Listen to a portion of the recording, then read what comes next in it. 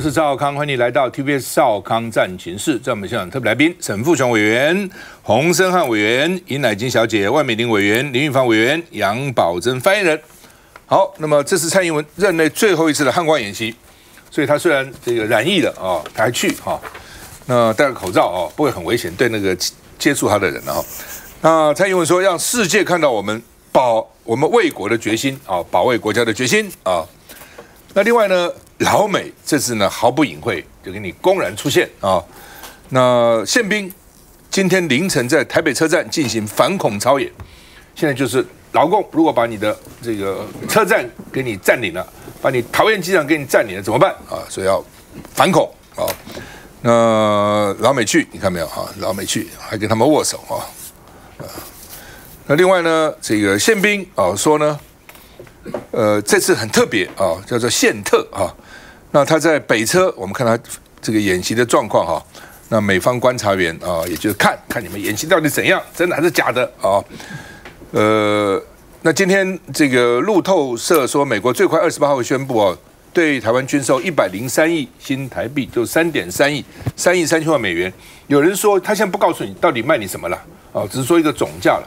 有人说可能包括 MQ-9A 侦察无人机，死神啊，有人说可能包括这个哈。那另外呢，美国参议院通过国防授权法案，为台湾的军队制定培训计划。那么现在不是已经有2个营在美国受训嘛哈？然后老共很生气，老共国防部说不要在台湾问题上一错再错啊。那另外，美国参议院也通过法案呢，美国投资大陆的科技也需要通报哦，所以呢，这个控制得很厉害哈。大陆外交部说，反对美国借国防授权法案夹带涉华消极内容，哦，跟台湾有关的，跟这个中国有关的，你们在中间搞鬼哦。那另外呢，有一个民调，半数美国人认为北京是美国的最大威胁啊，而且呢，大部分呢分数都是负面的，并不好哈。日本啊也高度关注台湾。说呢，中国是空前最大战略的挑战。当然了，对日本来讲，当然是哈。那吴钊燮上个月说呢，我们跟菲律宾应该展开安全合作。菲律宾的国防部长说，可能性是0。我不懂啊，那外交部长讲这个话之前都不先跟他讨论嘛？哦，你总是要先讨论一下，说有没有这个可能性啊？都没有，你只是自己讲，我要跟你合作，我要跟你合作，我要跟你合作。然后人家说菲律宾说，我跟你合作什么？0哦，就很丢脸了哈。那菲律宾国防部长说，不可能与台湾安全合作。哦，那外交部说我们要共同抵抗区域的强权呢、我们看一下。持枪挟持路过民众，一群戴着红帽黑口罩的恐怖分子拿武器威胁民众趴在地上。仔细一看，这不是台北车站吗？军方荷枪实弹冲进台北车站，见到歹徒就开枪，这不是电影场景，而是汉光演习。以往较少看到的实兵推演，深夜出现在台北车站里，原来是模拟台北车站被敌军袭击，共军伪装成旅客进入车站，试图控制并劫持大批民众。宪兵211营接获命令后，立刻开设前进指挥所，协同务术区守备部队歼敌，为求逼真。还有这个场景。伤兵急救也在演习的环节里，歹徒突然向官兵开枪，导致女兵受伤，队员赶紧将她脱离。只是在明显的地方急救，被认为有点不太合理。但除了枪弹武器，还要防范炸弹攻击。全副武装处理可能炸毁北车的爆裂物，宪特联合刑警局侦查第5队爆裂物处理小组演习开始前，还有美方人员到场观摩，甚至进入内部指挥中心。宪指部指挥官周广奇还亲自坐镇，不难看出，随着两岸局势紧张，演习也跟着升级。老沈怎么看？汉光演习一定有不少精彩的部分的。那我们媒体挑这个比较可笑的部分来讨论，我觉得我们媒体不够厚道。为什么？因为我在看这个过程这人民解放军都已经占据了台北车站，他好事不干，他就抓我们的老百姓，然后呢，我们的宪兵呢又跟他们人民解放军一拼，我们又赢了这个我的感觉好像在看话剧所以这是没什么意思。但是对美国通过这个国防授权法要卖给我们武器，这个我也没有意见。因为一旦老美决定要卖给我们多少，卖那些武器，我们其实是没有话讲的。我其实比较有意见的是，昨天本节目在讨论美国众议院通过的258，你看，对，你看本节目看得这么详细啊？对，不是因为我瞧了今天晚上一定有重要题目啊，我要看你的来宾是谁。那我要看他讲什么东西，来评估你这个节目的水准。来，请说。我看完以后，我其实是有一点失望啊。我觉得整个美国众议院通过的那个法，这个叫什么？台湾国际团结法，2758号决议。对，我觉得光是名词，光是这个国际团结，我就觉得有点莫名其妙啊。这个真的不三不四，不晓得他在讲什么。但是我觉得整个idea，整个构想，一定是我们的。非常有可能是我们的驻美代表处出的馊主意啊，因为这个idea很有台独思想在里头。当然，那美国现在以一种抗中的氛围之下，当然可以通过。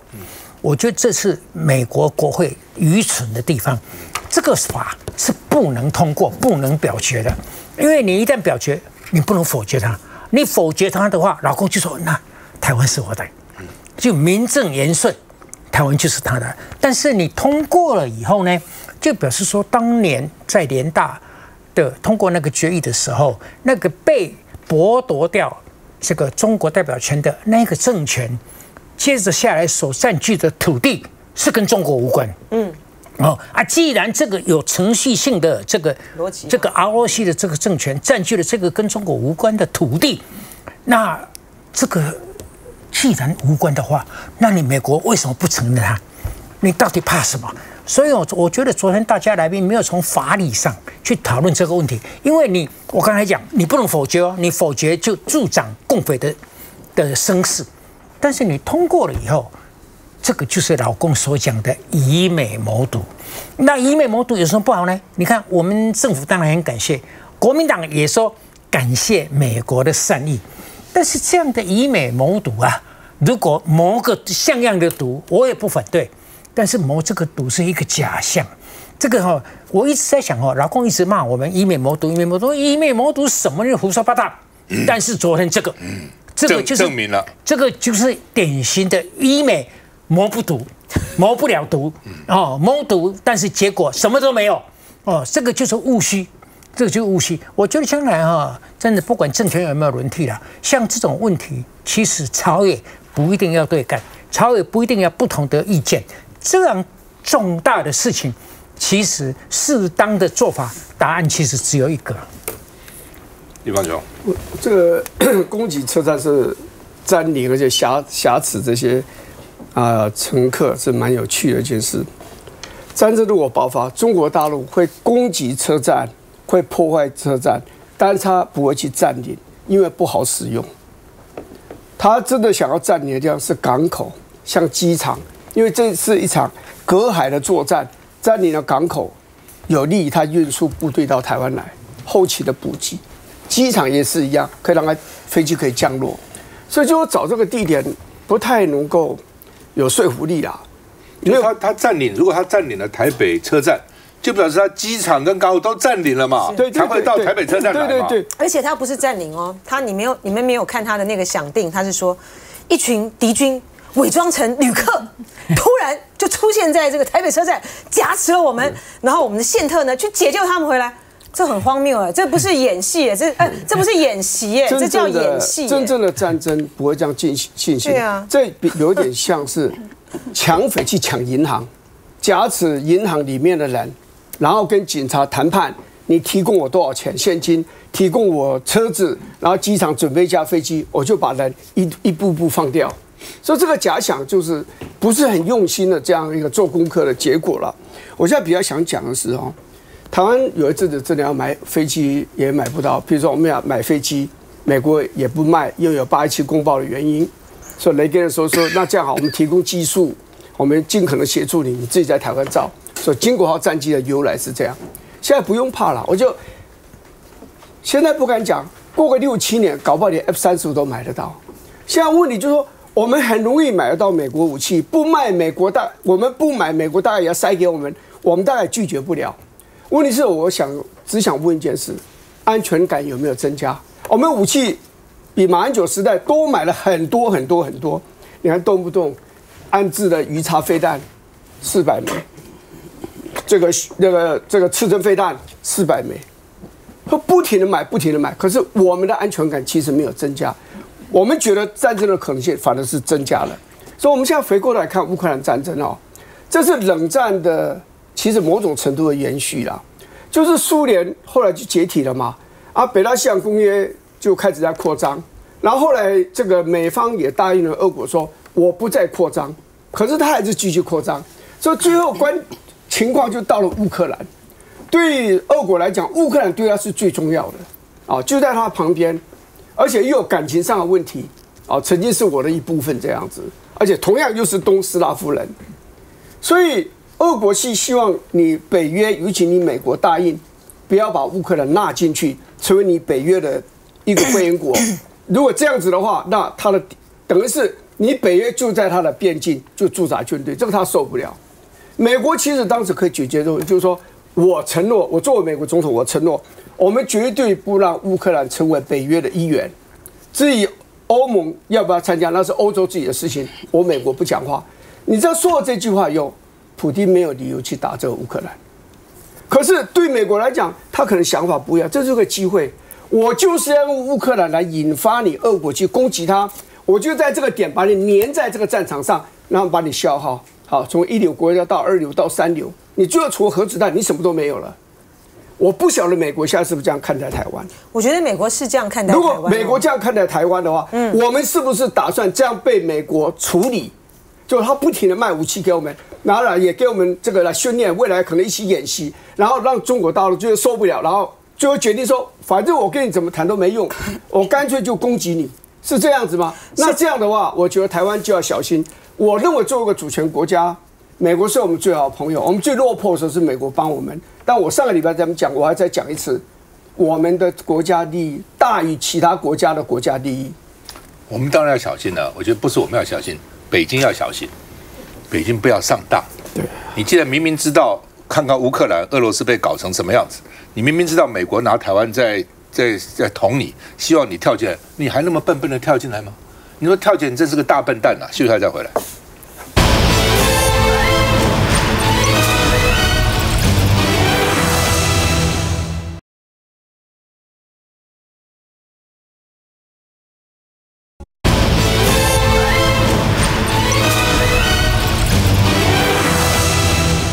哎，每次台风要不要放假都搞得这个鸡飞狗跳然后呢，高雄、台南、嘉义等10个县市乡镇，今天早上6点紧急宣布停班停课。那你看，很多人其实都已经准备要远一点的地方通学通勤，都已经准备要上班上课了。就是你跟他说不必，为什么？因为风雨增强了所以呢，这个也当然想市民气炸，甚至有些就已经出门了，因为有些学校可能7点多就上课了，有些地方6点就宣布他都出门了，就要再回去，就很生气，每次都搞这个到底该停不该停每次都这个左右为难，在那边考虑。那郑文灿说早上决定是不得已的这个因为呢，他们认为一般民众认为宣布太晚了啦等等了那昨天因为有台风假就没风雨，所以就觉得说那今天不要放假了，结果又放假了所以呢，到底怎么回事？我们看一下。波桑南台湾受到台风影响，在放台风假，桃园的检察官职务宿舍动土典礼，郑文灿准时出席，但此刻他的心情是否较轻松？因为对比南部的县市首长一早被骂翻，他已不用决策该不该放假。台风的状况，那变化莫测，那我们希望说能够建立起 SOP， 这个 SOP 就是希望在前一天晚上8点之前，但有时候遇到新的状况，为了保护市民的安全，那早上决定放假是不得已的。过来人经验分享，台风假怎么放学问真的不小。依据现行规定，风力是关键，平均风力可达7级以上或阵风达10级以上时就要放。另外还有雨量，也是首长们的判定标准。当然，如果你家周边也有灾情，出不了门，铁定得放假。只是这台风预报瞬息万变，是否停班课，首长们想精准下令不容易，只能提醒民众有没有放假，出门前透过新闻或手机再三确认。而对县市长来说，预测对了被称赞，但若算错，恐怕就像他。2016年的梅基台风赖清德最后宣布放半天假，网友哭诉赖半天。只是7年后赖半天，虽然已卸任市长一职，却又成为 PTT 讨论话题。网友提问：台风假放得这么不干不脆的，到底是哪个人先开始的？底下纷纷留言赖半天，还有人说不能放假，但能选总统。脸书粉专也有人讽刺赖清德优柔寡断，朝三暮四，累死百姓，这种货色要选总统。或许只要赖清德还在政坛的一天，赖半天这3字台风天必换气。赖半天为什么呢？我们先看台风假，风强雨大呢，高雄很多家百货公司到今天下午2点才营业，表示真的风雨蛮大的了哈。那国防部公布解放军动向，太新了，我吓一跳，我说解放军到底怎样来啦？说这里到6点为止，没有侦查到共机共舰在台海周边活动。这也变成发个新闻，因为平常都有共机共舰活动，今天没有了，大概台湾人家不来了，就发了个新闻所以大家本来吓一跳，说到底解放军是怎样了那网络就讽赖清德叫赖半仙、赖半天，因为原来是半仙，因为他原来自己说他也很厉害，什么时候人家放假不放，为什么不会来？还不错，后来就惨了这个梅基台风的时候呢，他放半天，然后道歉说哎呀，这个我早就该放全天的。然后呢，这是2016年，2017年7月呢，海棠台风来，他没有停，就是该继续上课没有停班停课，也道歉了。后来发觉风雨很大所以也被人家笑。那当然还有一个网络故事叫做赖神劝统因为呢当时不放假，2016年9月梅基台风来袭，他不放假，那个时候呢，南部5县市27号做出半天假的决策，引发当地民众的不满。结果呢，这个大家台风风雨很大，还上课，然后呢，他在路上劝小孩子赖神劝童你赶快回家吧，赶快回家吧所以呢，这个大家就说呢，这自己造的这个结果呢，在那边假惺惺就笑他了来，这个洪委员怎么看？其实我想，台风假要不要放这件事情，在各个地方政府其实每次遇到的时候，一定都是战战兢兢了。我相信现在不管蓝绿啦现在其实大部分的县市政府其实是蓝营居多。我认为每个14个对每个地方政府遇到这个事情，其实都是非常非常头大的其实多少都有一点赌注。那这一次杜苏芮台风，我想大家其实如果看的这个过程的话，它的路线变化是蛮大的。从一开始其实从中北部会穿行过去，到后来其实几乎是从南部插过去而已。其实它的变化是很大。我自己是念大气我其实很清楚。这次我知道，其实我们天气系统甚至还出了这个追风计划下去，这个投这个相关的侦测器到台风下面，就是要去侦测它的这个路线。确实这次变数是高的，所以当然现在发生这个状况说，早上6点，凌晨6点然后跟大家说要放假，我认为多少会造成民众的一些抱怨，我觉得这是会有的。可是我也说，其实坦白说，这就是不得已。其实坦白说，就像刚刚我们也讲嘛，高雄的很多百货公司，其实他自己也延到下午2点在营业。其实如果OK 的话，其实很多百货公司会提早营业，这代表高雄确实他们也发现说，风雨比原本预定来的大，所以我自己是觉得说，我觉得最好的状况是因为现在我们都是跨区域几个县市联合一起来决定嘛，那这是慢慢建立一个好的机制，所以这次南部的县市开始这样决定，但你说能不能够建立一套机制，我们完全照这个机制 SOP 走，我可以跟大家说，以台风的预测来说，难度是非常高的，所以每个县市首长面对台风假不要放的问题都是难题。我认为啦我们可以从风险管理的角度放松一点来看待这个事情，以保护大家安全的角度。那一点点的不便，我说实话，今天假如他是8点才宣布，我觉得这就该严厉的批评。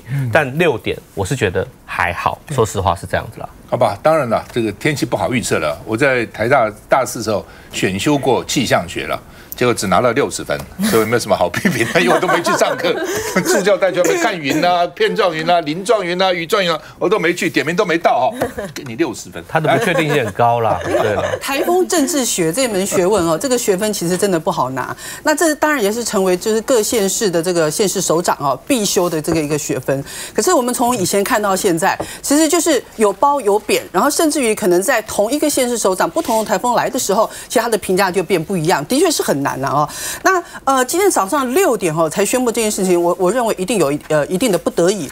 那6点钟呢，事实上还是有一些民众恐怕已经出门了，那有一些可能他在做早上这一个准备，或许也没有接到讯息哦。那大家都是会有一些困扰啦哦。那但是我们刚刚听到就是郑文灿副院长提到说要建立一个 SOP， 我刚刚就是在问说这个 SOP 到底要怎么建立？就说要放台风假，放还是不放？这个还可以建立 SOP， 这个倒是真的很想请教他一下，要怎么建立？因为我印象中啦我不知道有没有记错，印象中去年还前年嘛，不是也好像一个台风，然后当时好像柯文哲他在台中辅选。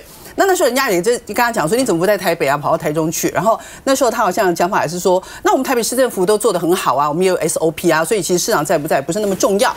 可是结果呢？结果是他还是放弃了他的想法。那这个 SOP 没有办法去因应台风这件事情，他还是赶回来了哦。所以 SOP 是很难去因应的。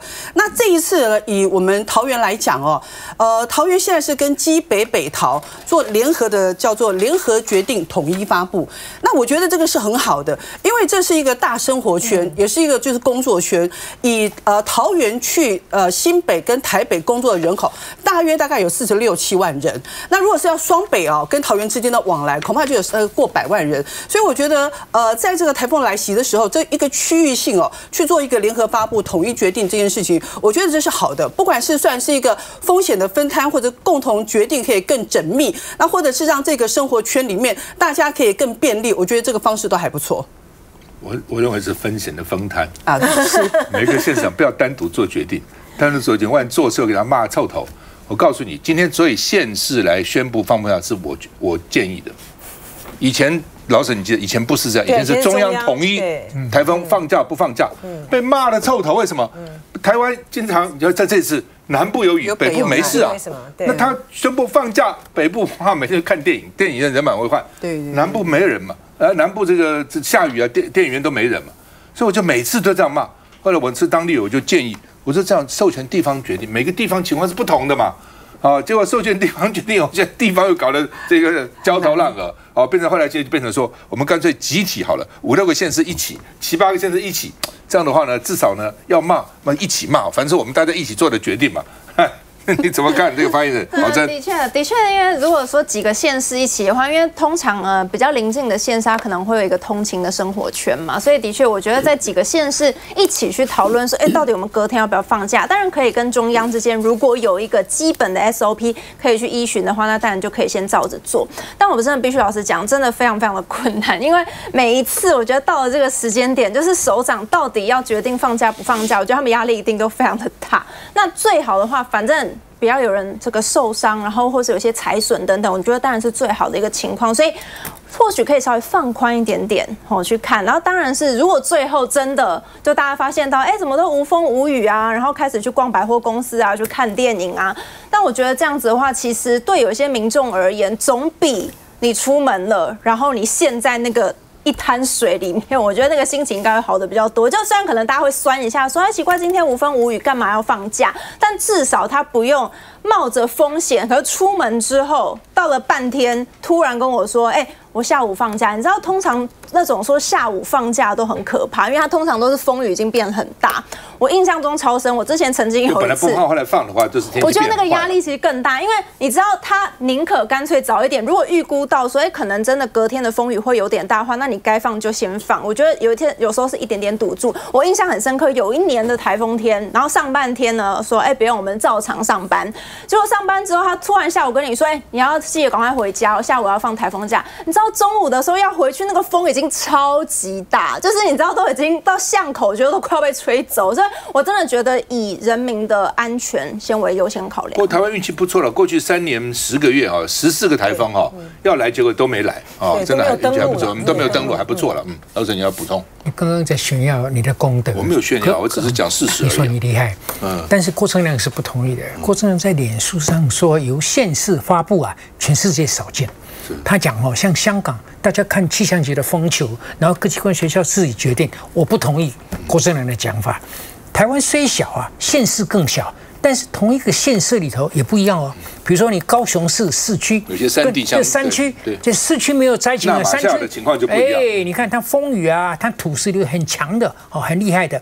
所以大家斟酌，我觉得老百姓要这种情况之下，要体谅政府的苦心啊。就是说，你该放不放，不该放放了啊，不该放你放了啊，风和日丽，晴空万里，对不对？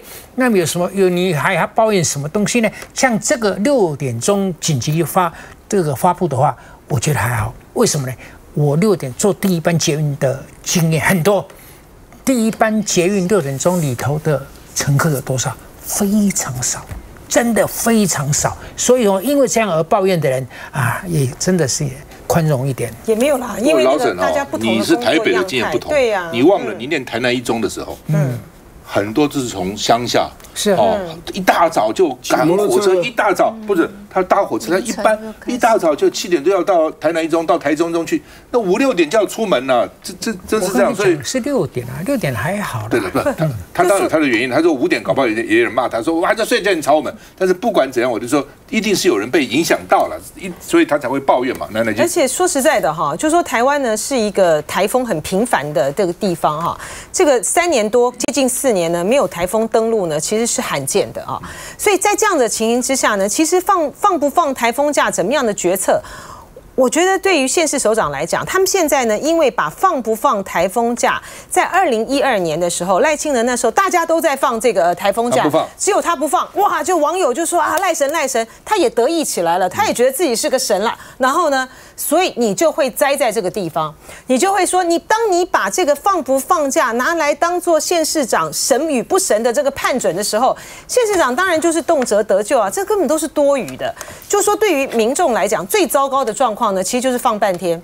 放半天最不好了。香港是怎样？你在香港？香港就是像刚才讲的，它这个风球这个多少讯号的时候，你的各个机关大家自己决定嘛。香港的地方很小啊，不像台湾，台湾的地形其实还蛮复杂的，虽然不大，地形复杂的情况的话，你的风势啊、雨势啊，就变得很难预测嘛，哈。那而且呢，说实在的，这个放假不放假啊，其实最有影响就是台北市啦。因为呢，台北市只要宣布这个放假的话，股市就停啦。其他的县市没有影响这么大啊，这也不过就只是他的这个民众呢，就是有没有是在你比如说你真的是应该放假了，你却没有放假，你这样就是会增加他受灾难的危险性。可是台北市不一样哦，台北市呢，你只要一宣布放假，这股市就暂停，这个才影响重大。所以只有台北市市长在这件事情上面有比较沉重的责任，其他就还好啦。休息一下再回来。会不会？